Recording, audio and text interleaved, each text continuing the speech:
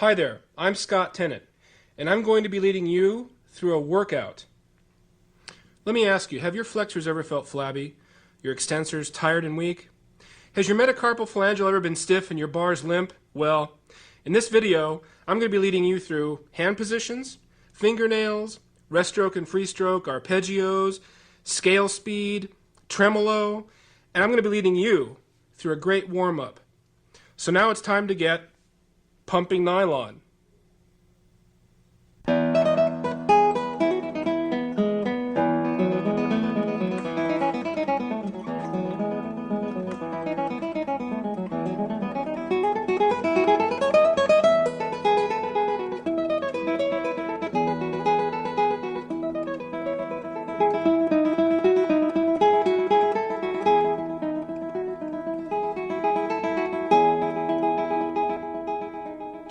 Now, because we're going to be playing a lot together during this video, it's necessary to tune with me. Now, if I go too fast, feel free to push your pause button and take your time. I'll be starting from the first string. I'll play each note 4 times. Here we go. First string, E.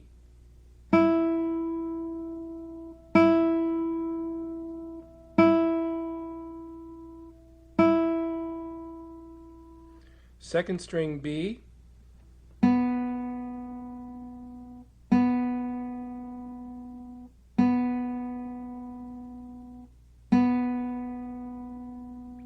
Now third string, G.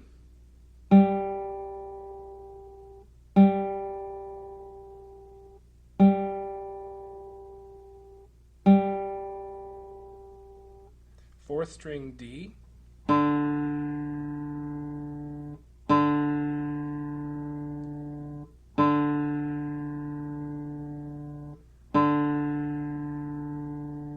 Fifth string, A.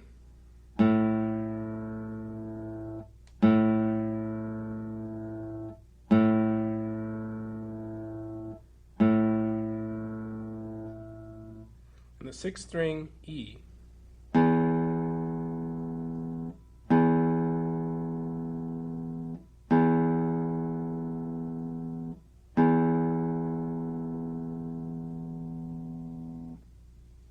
Now that we're in tune, let's go.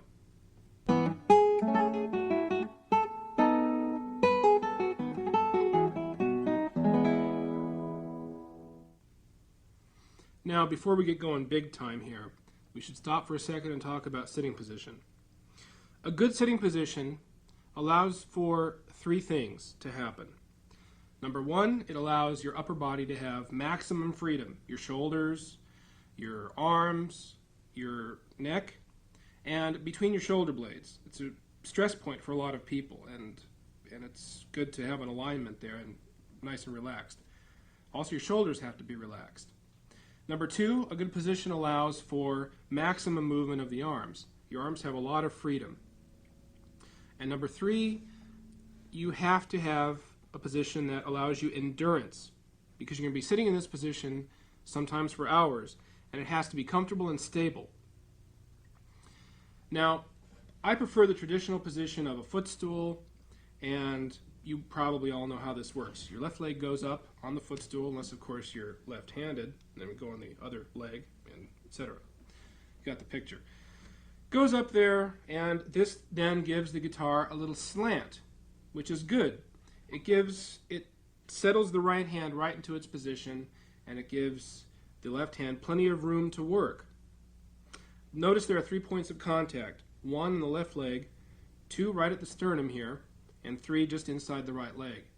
Now, another very important point is that the top of the guitar should face upward slightly, not pointing straight at the second row of the audience or down at the first row or the orchestra pit.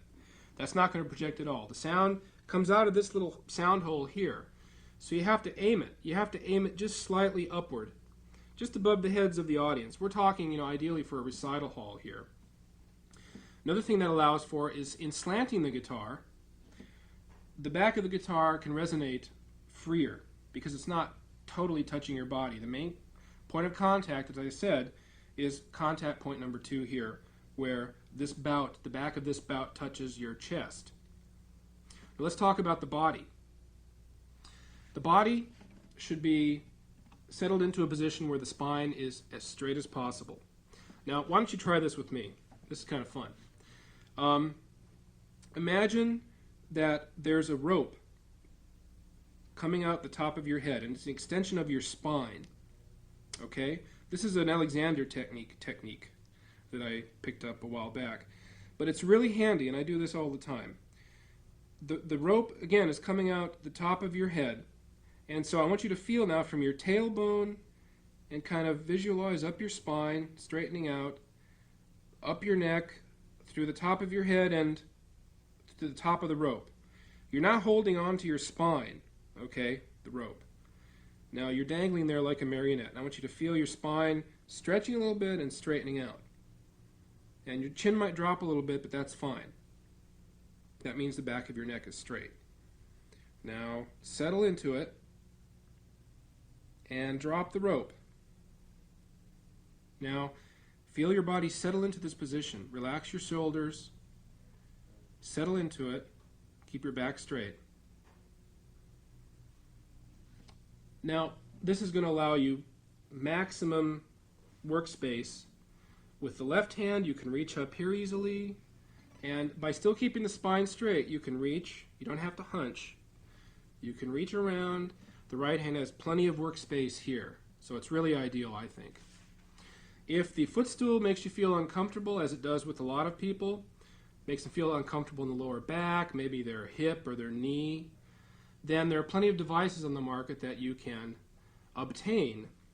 There are cushions. I use a particular cushion at home, that basically boosts the guitar up for you without a footstool.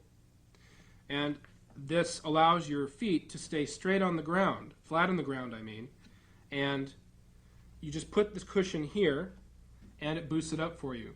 Likewise, there are other devices that attach to your guitar with suction cups or maybe a clamp, and these will then allow you to put your feet flat on the floor and boost your guitar up without a footstool. So if you have any problems like that, feel free to experiment with these because they're really widely available.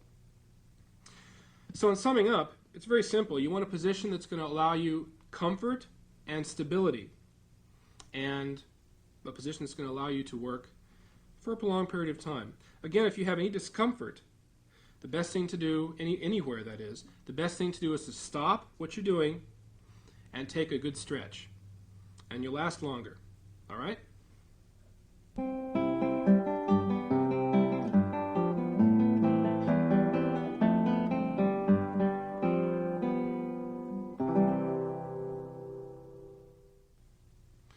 To me, I think the most important thing in a hand position is maintaining as straight a wrist as possible. Let me show you why. Let's do a little experiment. Put your hand out to your side. Now make a fist. Keep your wrist straight and just make a fist. Do it back and forth. Feels comfortable, doesn't it? Feels natural, no big deal. Now bend your wrist. Bend your wrist down and follow me. Just make a fist. Make a fist now. That doesn't feel too comfortable to me. Feels unnatural. Now let's try something else.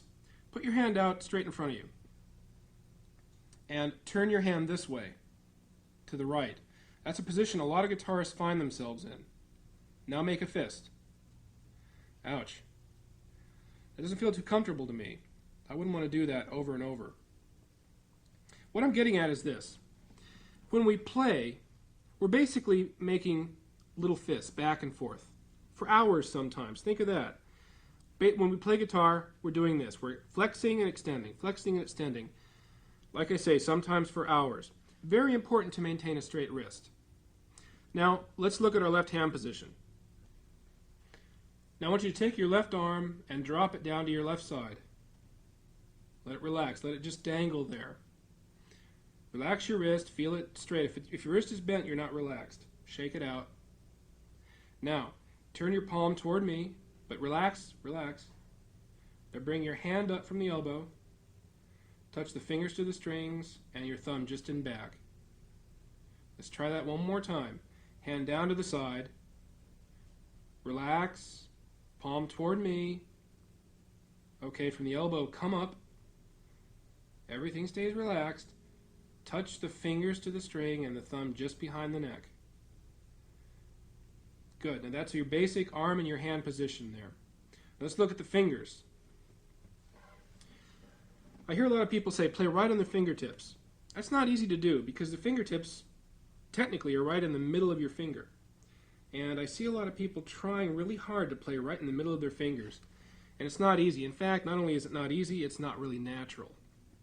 This is what should really happen. When your fingers are aligned, let's say you're at the 5th fret if you want to play with me, 3rd string, 5th fret, and put fingers 1, 2, 3, 4 down. Now press. Press all 4 fingers. What should happen when you press is your fingers should kind of spread out like this. See that? I'm pressing and it spreads out. Now, I call that a stance just because it looks kind of cool. It looks like a stance, martial arts stance, you know, cat, ready always. First finger is just a little bit on that side of its tip. Little finger is a little bit on that side of its tip. It looks really extreme probably from where you're looking, but it's just really a little over to the side, not a whole lot. And the 2 middle fingers are just slightly off the center. What this does is, first of all, it spreads your hand nicely. It allows space to exist between your middle joints. Very important. This way you're ready to go wherever you have to go. If your joints are glued together, okay, like I'm trying to do now, it's not actually that easy. There we go. See, they're glued together. Now before I go and pounce anywhere, I have to unglue my joints before I can move. So it's just better in the first place to allow maximum space in between your fingers there. Really it is. So I want you to think about that a little bit, work with it. You have the rewind button and the pause button. Look at the video. Let's look at the thumb. Now the thumb ideally, don't forget you're creating a vise here. So to create equal pressure, your thumb should ideally be right behind your 1st and 2nd fingers.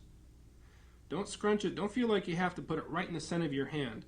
It's not necessary. And besides, see, it looks really uncomfortable. And don't move it over here either because that's going to throw your hand off balance. Likewise, don't move it up here over the neck. That's good for steel string playing, but these necks are too wide. Doesn't work. Right in the middle of the neck, like behind the G string or so, whatever, and your thumb is, again, basically between your 1st and 2nd fingers. So now let's look at our right hand. Let's take our right arm and drop it down to our right side, just like we did our left. Relax it, let it dangle there, straighten your wrist. Now from here, take your fingers and gently just curl them up a little bit, just like you're ready to pick up a suitcase. Keep your wrist straight and everything relaxed. Now from here, follow me. Bring your arm up. Don't touch your arm to the guitar yet. Bring your arm up. Only touch your fingers to the 3rd string and your thumb to the 5th string. Now settle your arm down. Just right where it was. Try it one more time. Hand down to the side. Relax it. Now curl your fingers up gently. I call it the suitcase position because you're like picking up a suitcase. Now bring your hand up around. Don't touch your arm yet to the guitar. Your fingers go on the 3rd string. Your thumb goes on the 5th string. Now relax your shoulder and drop your forearm right where it is. And that's your basic position. Notice by doing this, your wrist stays fairly straight, and that's what we want. I always think of this as one mechanism, a unit. The hand, the wrist, and going just into the forearm there. It's like the tone arm of a record player. The tone arm of a record player just, it remains one unit. It doesn't kind of bend around, hopefully. Mine doesn't anyway. Basically what I'm saying is, let's say you're on the 3rd string. You're on the 3rd string. And you want to go to the 6th. You don't go like this with the wrist. You don't adjust with the wrist. Okay? If I want to go, let's go back to the 3rd string. If I want to go to the 6th string, I bring my tone arm or the whole mechanism down to the 6th string. It's a unit. Now, you might say, well, Scott, my wrist is almost at the end of the guitar now. Well, that's okay. I mean, when I play on the 6th string, my wrist is almost touching the edge. But at least my arm is a unit, and my fingers can move freely because my wrist is straight. And likewise, if you want to move upward, you don't adjust with your wrist or your fingers.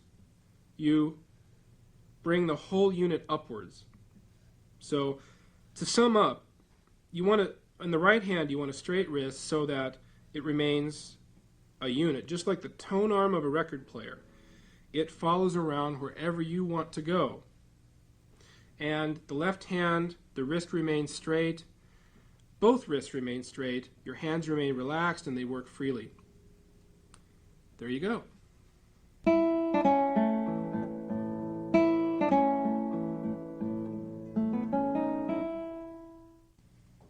Now, before going on and talking about plucking the string, let's talk about nail shape, because we all need to shape our nails well. You want a nail shape that's going to do a couple things for you. Obviously, one that gets a good tone, but also, just as important, you want a nail shape that's going to go through the string with the greatest of ease, and therefore make your finger work better. Now, you want to keep in mind that you're going to use as much of the edge of the nail as possible. And let me just explain. The next two diagrams will show you what I'm talking about.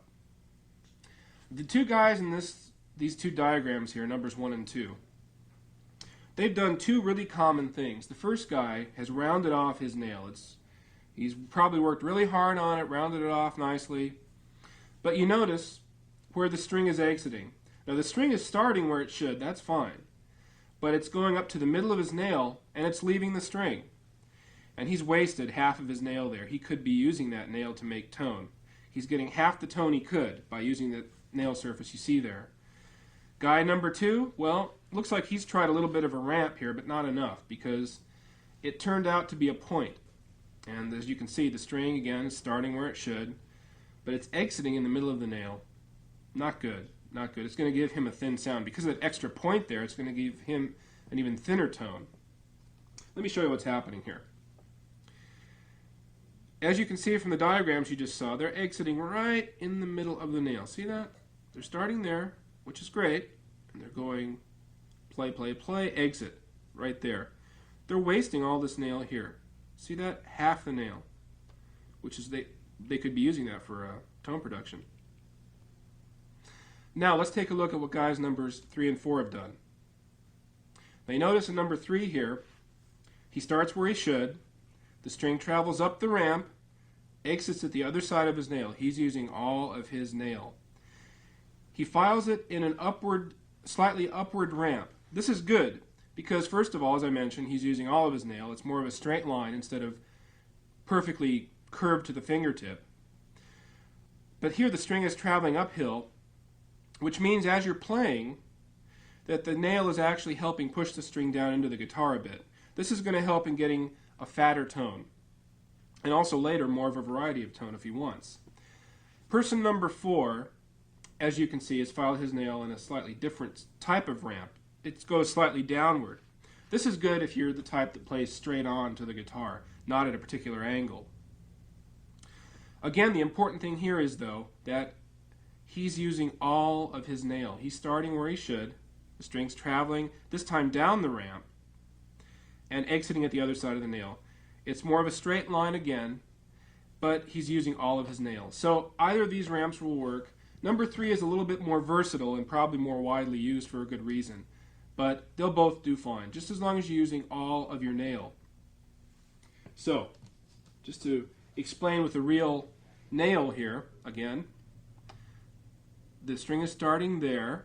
It's traveling, traveling, traveling, traveling, and exiting way over here. That's a lot more nail than people 1 and 2 in the diagrams before did. They exited here. These guys are exiting over here. So I want you to experiment with that and try to do the same thing. It really does make a big difference. Let's talk about equipment now. There's some basic equipment we all should have. Let me go over these. You can probably see them on your screen now. There's this type of nail file here. Now, this is commonly called, I've heard it commonly called a Diamond Deb nail file. this is probably not, it probably doesn't have real diamonds on it because it didn't cost me that much money. It was like $2. But you can see it has this like sort of dust on the file. I'm kind of moving it around so it'll glint in the light there.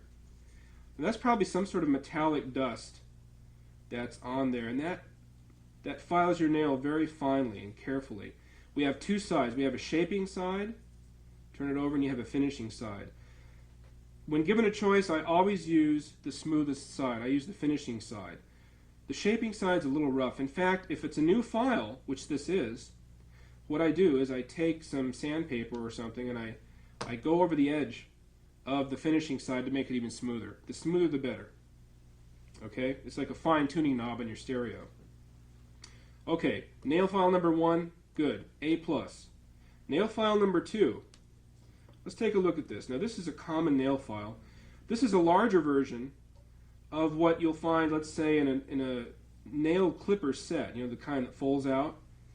And this kind is like a grid. It's a metallic grid. There are lines that are carved into this metal here, this metal plate. That's bad because that's going to really grind your nail up like crazy. You might as well, you know, go to the curbside and file your nail. So that nail goes over there, that nail file. Bad, bad, bad. Now here's something that looks a little weird. It looks a little worn out. This is what I've been using now for 2 years. This cost me like $1.50, if that. And it's great because it's got 4 sides. It's got, you can see in this case, it's got a dark blue, light blue, and 2 shades of pink. And for those of you who have black and white TV, I'll just explain what the different sides do. You have quite a rough side here, less rough, even less rough, and less rough. So you basically the grades get finer as you go. I like these a lot because they're bigger. They, you know, you can really get them underneath your nail there, and you have the finishing sides that I certainly use. Now this is worn out a bit, but it's lasted me a couple years, so that's pretty amazing, I think. Now let's move these because I want to talk about this paper here. All right? This is a very fine grade sandpaper. This is 500 grade. And in fact, this light blue or light gray shade of paper is even special, a more special type of paper. It's like I think wet and dry they call it, finishing paper. And this is what I do with this. What I do with this is it comes in sheets like this, first of all. I buy them in sheets. It's not expensive at all. What you do is you take off a little bit here. Okay, this is really interesting, isn't it? This is drama. They're not quite square, but it's all right. Now I have myself a little piece of finishing paper. What I do now is, again, I like really fine stuff. So this is fine already, but I'll take this and I'll rub it against the other sheet of paper. Rub, rub, rub. Until I get this down even finer. Oh, that's pretty good right there. And then you carry this in your pocket, and you fold it up, put it in your guitar case. This is going to last you quite a while. And of course you have the rest of this big sheet here to tear off little bits here and there. Really good for the nail. I would suggest this highly. Very good. Now, about filing the nail itself. This is what you want to do. I'll use my World War II special here. All right. You always file looking at your fingernails like this. Never like this or like this. Always facing straight at your face.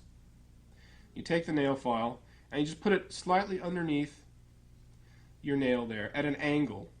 And you start filing away. Now it's underneath the nail. It's not straight on. It's underneath.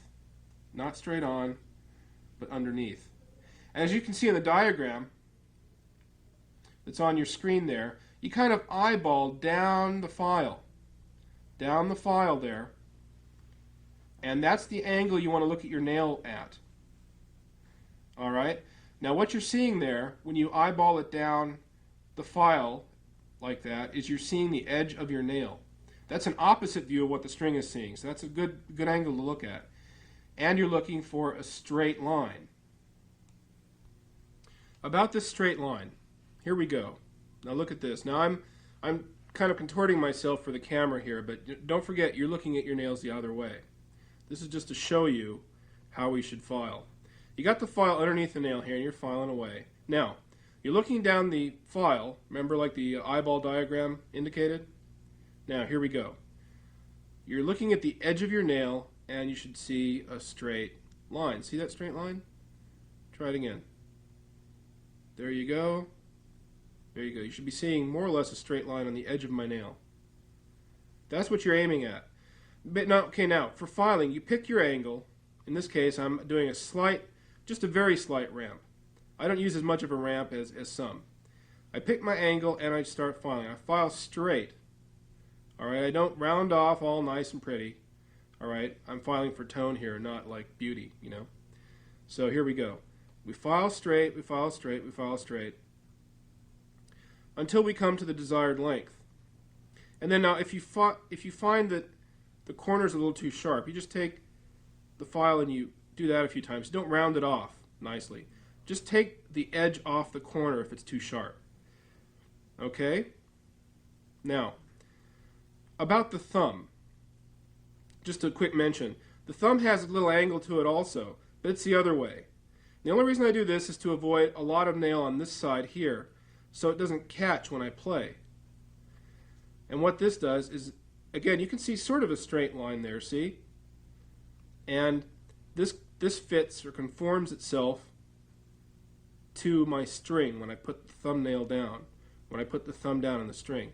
Then I play, and this also gives me a variety of tone possibilities. I can play just nail, I can play more on the tip of my nail for a thinner sound, or all flesh.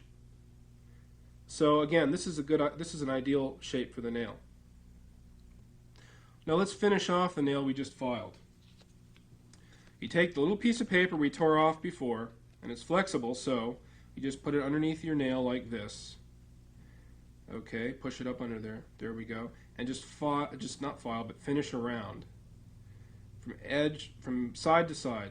Get the entire edge of the nail until it feels sort of glassy smooth. You can kind of tell when it starts feeling smooth. Then you get the absolute edge of the nail, and then you run it over the very top of your nail too. And I won't do that all here because I've already done my nail. Now, a couple other very important little items I want to mention here. I get asked a lot about what's a good length for the nail. This is how I tell. This always works for me. Now, you take your file and you just put it basically up and down like this. And you take your finger and you put it against the file. Got that? Now, the fingertip and the nail should touch at about the same time. If you have to do that for them to touch at the same time, too long. And if you have to do this for them to touch simultaneously, is too short. Basically, they should touch at almost the same time, possibly with a little tilt this way. But not much longer than that. For me, that's ideal. Now, it depends on how fat or how tapered your fingertip is. There's one more thing, too.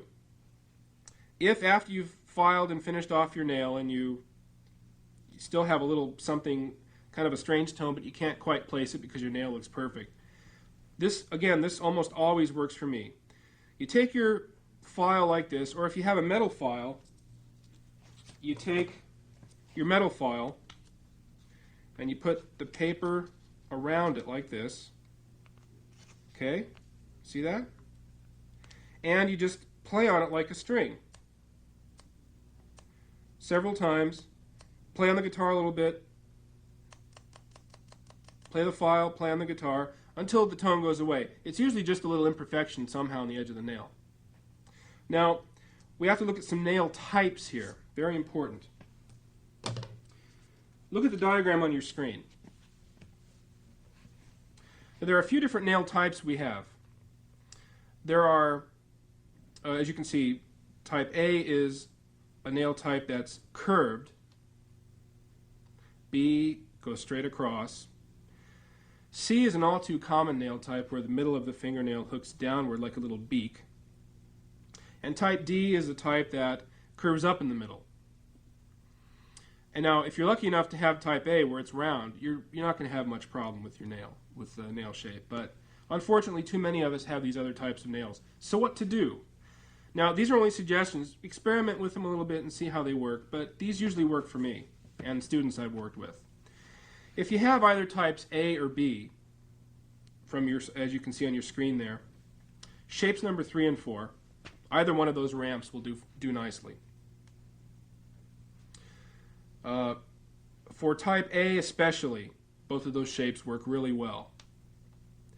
If you have type C with a little beak in the middle of your nail there dipping down, shape number 3 is really the only way to go, because what you're doing there, because of that upward ramp, you're cutting through the middle of that beak, that hook, and you're minimizing the hook that way. So that usually works.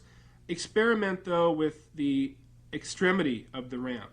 It could be might have to be a little more extreme depending on the severity of the hook. And if you have shape or type number D where it goes up in the middle, again you could use nail shapes 3 and 4. I would suggest again nail shape number 3, just because it again will slice through that imperfection there in the middle of your nail. But you know, try both. The thing is to be experimental here and really get to know what works for you. Don't lock yourself into any one way. You know, always kind of be free to experiment. And this way, not only you know what works best for you, but later on you'll be able to teach your students what's best for them. Now, remember, 2 things. Straight line is good, and a ramp is good. That's nails.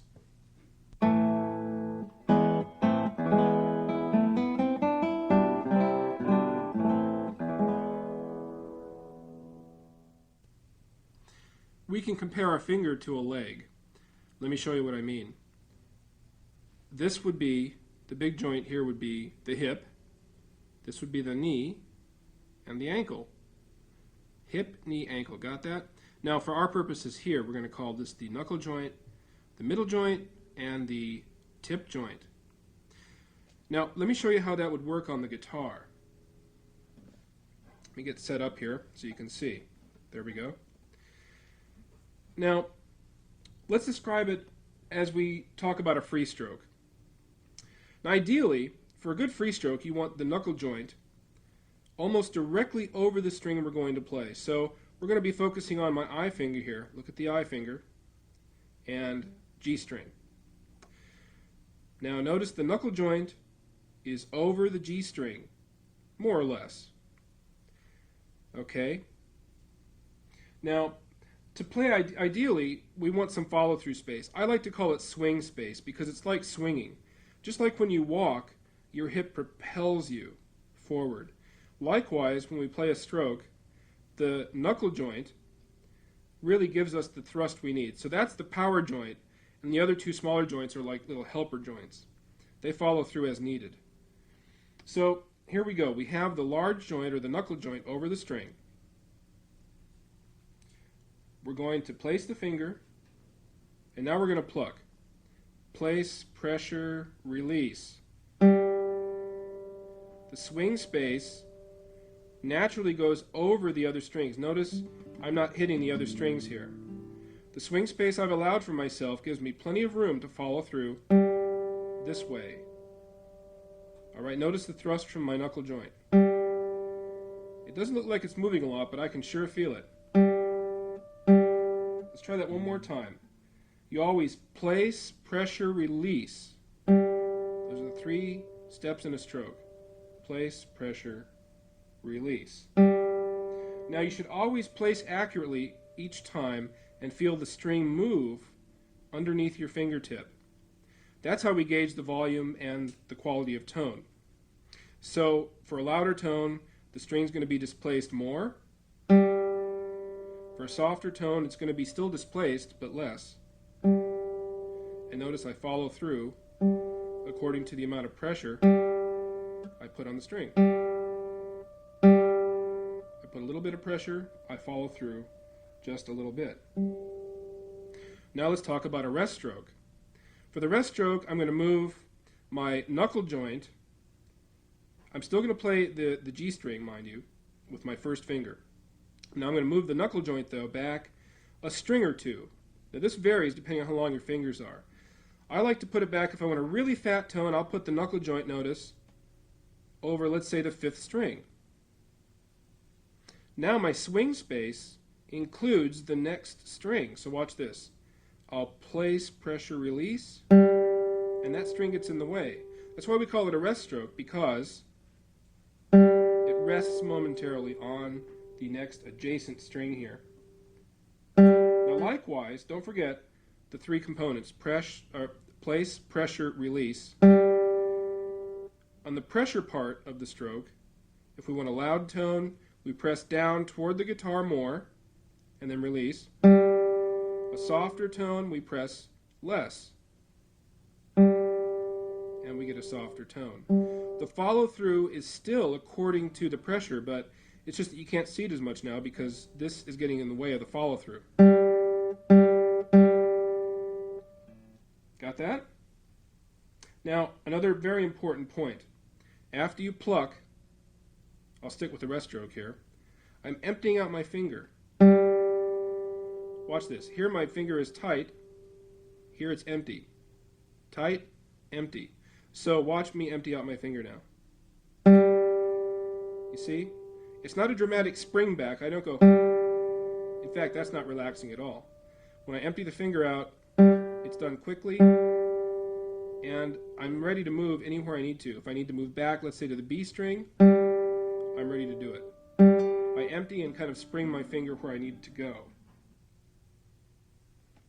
Now, each stroke is used for different things.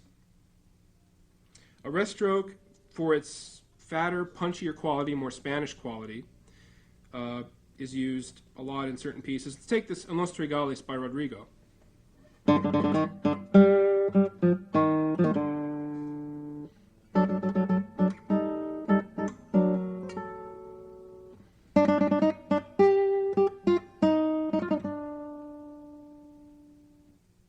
Good example of the use of a rest stroke. Not lots of others, but I just like that piece a lot. A free stroke, because of its nature, lends itself well to Baroque music, Renaissance music, and, well, here's an example. I'll play the Frog Gallery by John Dowland. Now here, I use primarily free stroke, but to accentuate certain notes, I add a rest stroke here and there. A very light rest stroke, but a rest stroke nevertheless. So here's the Frog Gallery by John Dowland.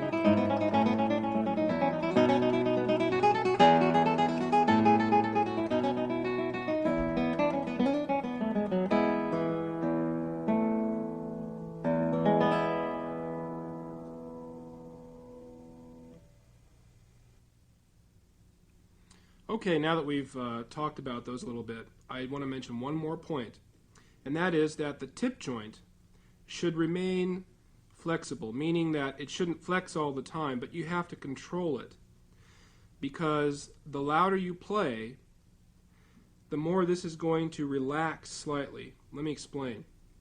You don't want to keep it rigid in this position. The softer you play, that's going to be fine, but the louder you play, if you keep it locked in that position right there, you're going to be clawing at the string. It's going to sound pretty ugly.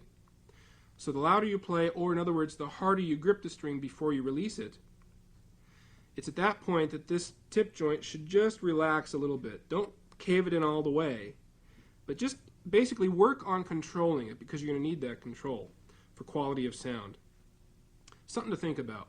So anyway, the main points are these. First of all, you want to keep the large joint or the knuckle joint for a free stroke above the string you're going to play, more or less. Experiment with it. For a rest stroke, again, more or less, the knuckle joint comes back to about 1 or 2 strings below the string you're playing. Number 2, allow your finger plenty of swing space or follow-through space. For a free stroke, that means going up in the air and missing the strings adjacent to it, and for a rest stroke, the swing space includes the adjacent string. Number 3, don't forget, the 3 components of a stroke are place, pressure, release. Place, pressure, release. Then you empty out your finger, as I demonstrated earlier. During the pressure part of the stroke, it's very important, as I demonstrated, to press down into the instrument. Notice I was pressing down. You never pull the string toward your chin, never up this way. That's clawing at the string. That's not going to give you very much sound, or not a very good sound. Press down. Last but certainly not least, try to work on your rest stroke and free strokes so that they're fairly equal. As you know by now, they each have their own characteristics, but ideally you want them to sound pretty much equal so that you can interchange them at any time.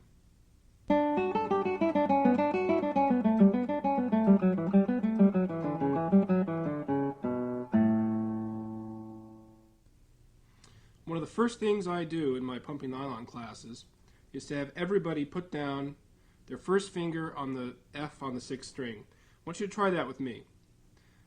F, 6th string, 1st fret. Play it. That's all, just play it. Now, you ever been aware of how much pressure you've been adding to each note? Right now, feel the pressure you're adding on that note. Now, let's do this here. Chances are we're all pressing way too hard. We're going to try to save ourselves a lot of undue stress by gauging our pressure now. And we're going to come up with the amount of pressure that we need, no more. Let's try this now. With your first finger, take that note and mute the note. Like that. You're not pressing, you're just keeping your finger there. Now this is what we're going to do. We're going to gradually add pressure. Press. There, stop adding pressure. There's our note. As soon as the buzz goes away, we have our note. Let's try it again. Mute. And start pressing. Perfect. Stop pressing. Right there. That's our note. Now really feel that. It's probably a lot less than you've been pressing, isn't it? I'll bet it is. Now, with each of these that we do, stop for a second. You've got a pause button. Stop, or stop the video. Work with it. Gauge that pressure, because I want you to do this for the rest of the video. Let's go to the second finger. Mute the note. Now start pressing gradually. Stop right there. That's your note. Feel it? Now let's go on. Third finger.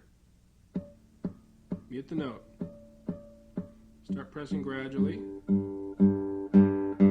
There's our note. Feel it? Now let's go on to the fourth finger. Same thing, mute the note.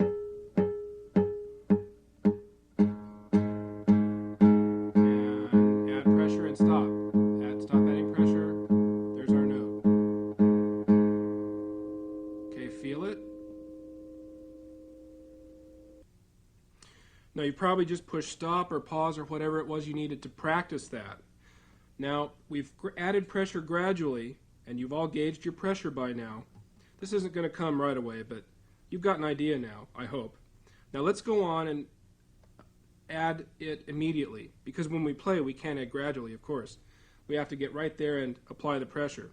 So let's practice that. This is a good way to do it. And also, this is a good exercise to do first thing in the morning.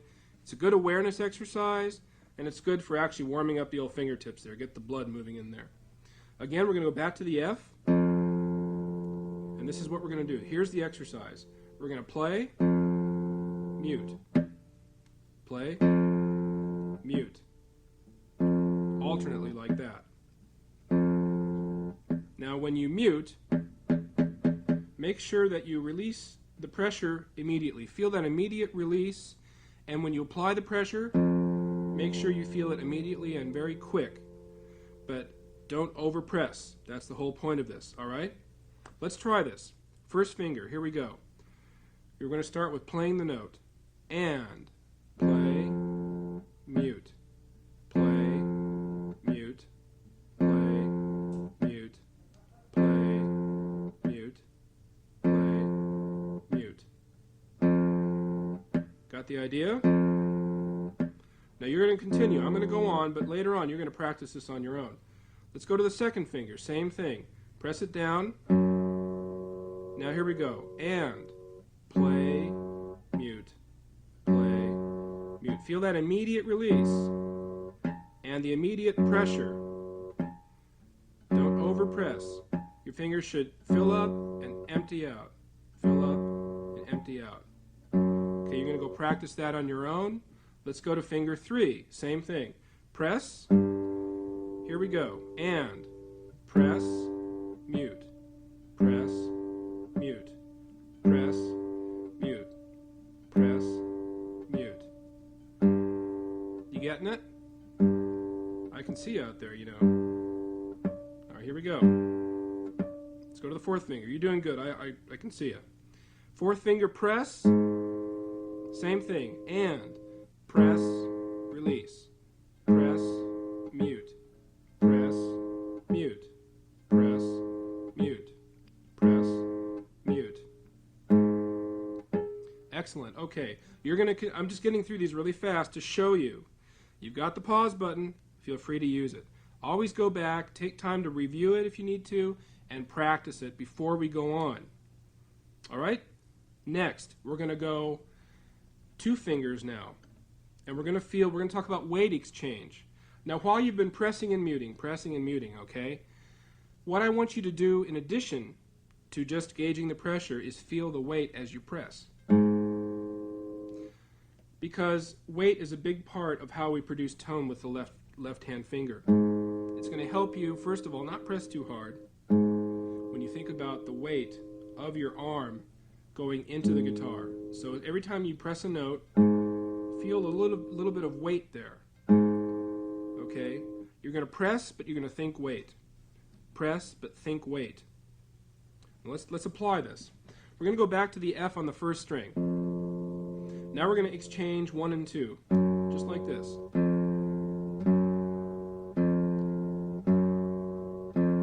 Now this time, we're going to actually lift the finger slightly. We're not just going to mute. We want to take our finger a little bit off the string. But it's the same feeling as before. You press just as much as you need to.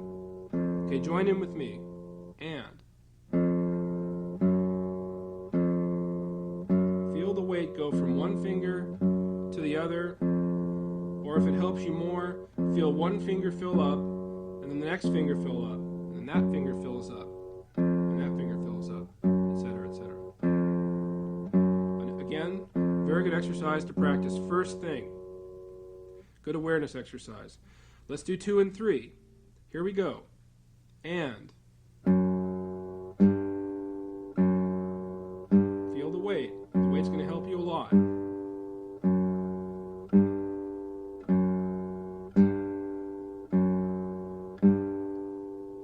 I think so. Let's go on. You can practice this on your own later. Let's go to 3 and 4. And.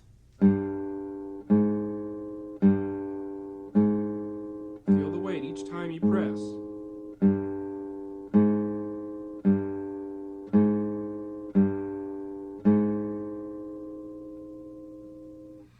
So far I think you see what I'm getting at. Don't press too hard. Use weight to your advantage. And these are really good exercises. They're very simple, but they're really good at getting that feeling. You know, it's a right brain sort of thing. You're feeling. Don't try to analyze it, but then stop thinking about it. Feel it as soon as you can. Feel the weight and feel the pressure. Now what I'd like to do is I'd like to actually play a little something. It's just going to be a chromatic scale, but I'd like to apply all of this to a chromatic scale. Chromatic scales, I'm sure you've all practiced at one time or other. These are the things we're going to think about. We're going to think about the pressure, of course, the weight exchange, and just to keep it simple in the right hand, we're going to do just I, rest stroke. Don't worry, we're going to do it slow enough where you can just do I, but rest stroke. You're going to concentrate on good technique, though, and getting a good tone. There's never any excuse for not listening to the tone you're making. Always, always, always, even if you're just tuning your guitar, try to make a good tone. Okay, let's go on then to this chromatic scale. We're going to go slow. Remember, I finger rest stroke. Start on the open E. I'll count off. 1, 2, ready, play. Feel the weight exchange in the left hand, finger to finger. Also the right hand, get good tone. And remember this tone arm theory. Notice as I go up, I'm bringing the whole kit and caboodle up here. I'm not adjusting with my wrist at all. I go back down. Feel the weight exchange.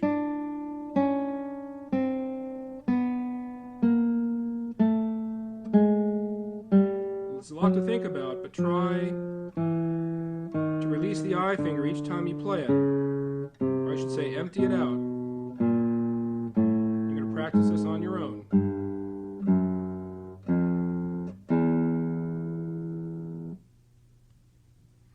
I'm really sorry, I know I've gone through a lot of these really fast for you, but don't forget, you've got the start and the stop buttons on your machine.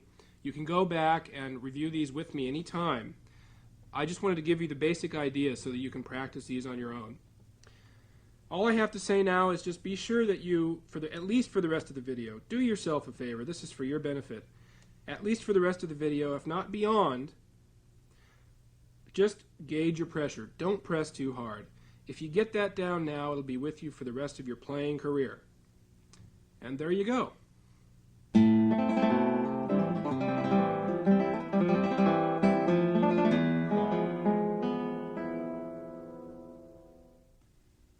Arpeggios. They're one of the most natural things to do on the guitar. Think about it. After you learn some chords and learn how to strum them, etc., the second most natural thing to do after that is just take those chords and arpeggiate them. It's a natural variation on just a strum. Breaking up a chord.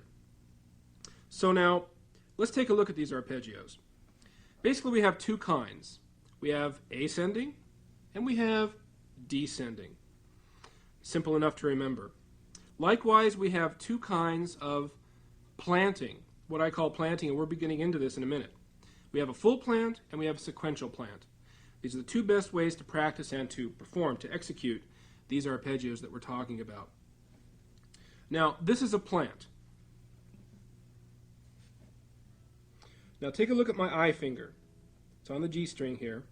Now, I'm going to kind of exaggerate here and show you what I mean.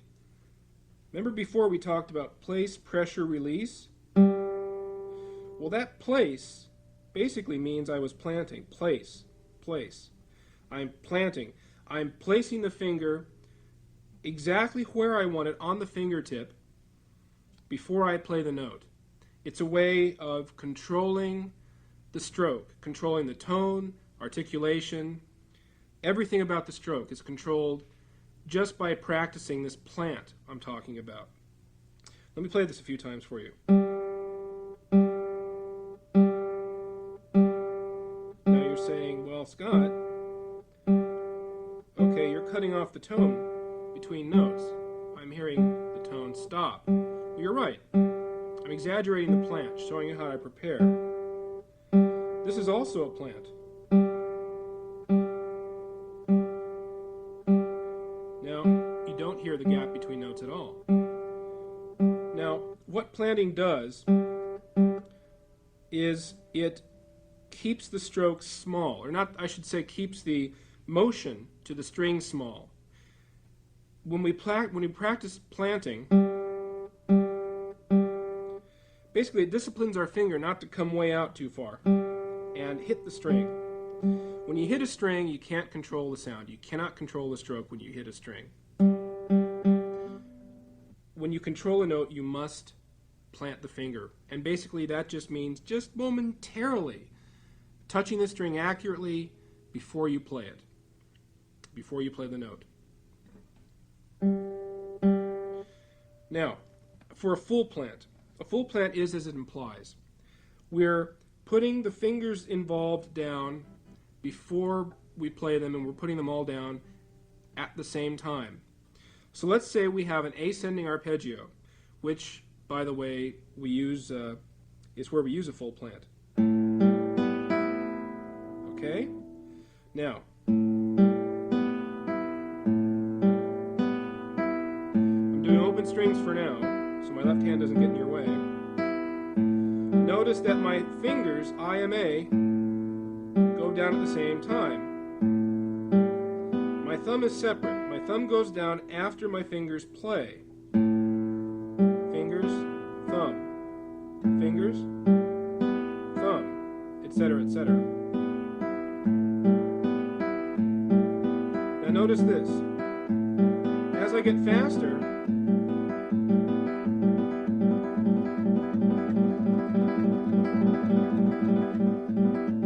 see what happened? I stayed close to the string. I stay close to the string naturally because I practiced planting. You can also do an ascending arpeggio sequentially planting, which means putting down each finger simultaneously, or individually, I should say.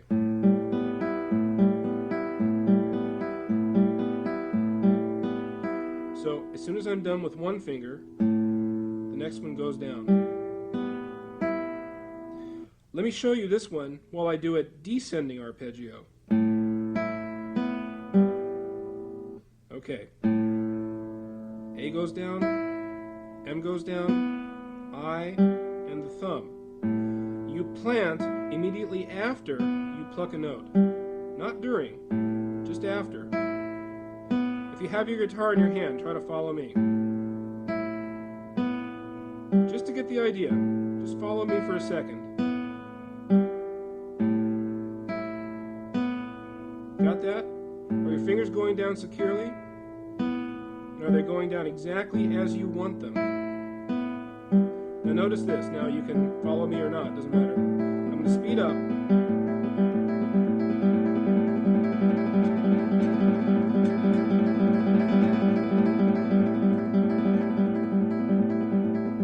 The stroke didn't change. I didn't come out any further from the string.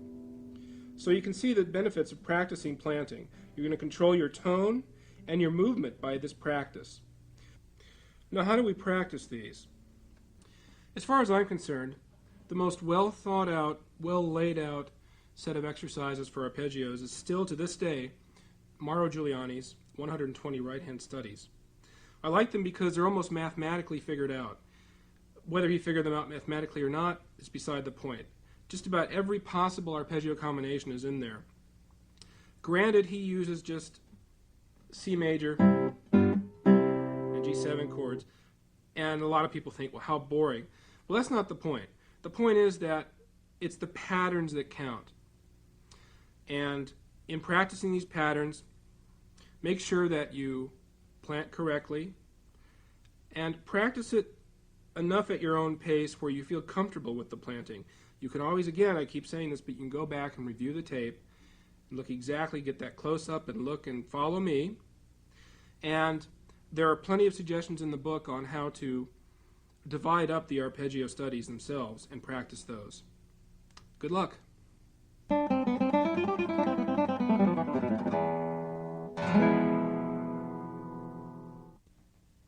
Scales. Everybody wants to play fast scales. You know, it's fun, it's flashy, and it seems to be a goal, the primary goal, I guess, unfortunately, of a lot of people. I don't know if I should say unfortunately, because it's something I've always wanted to do too. But over the years, I found that control and accuracy are much, much more important that we should always strive for control and accuracy, always above speed. Speed will come. And I should also say that we all do, yes, have limits. We all do have limits. We're not all going to be able to play as fast as Paco de Lucia. But that's all right, because he's Paco de Lucia, and we're us, and you're you. So over the course of practicing all this and working with your technique, you'll find what your basic limits are. Hopefully we'll burst through a few limits doing these exercises. But the point is that eventually you're going to have to realize that within your limits,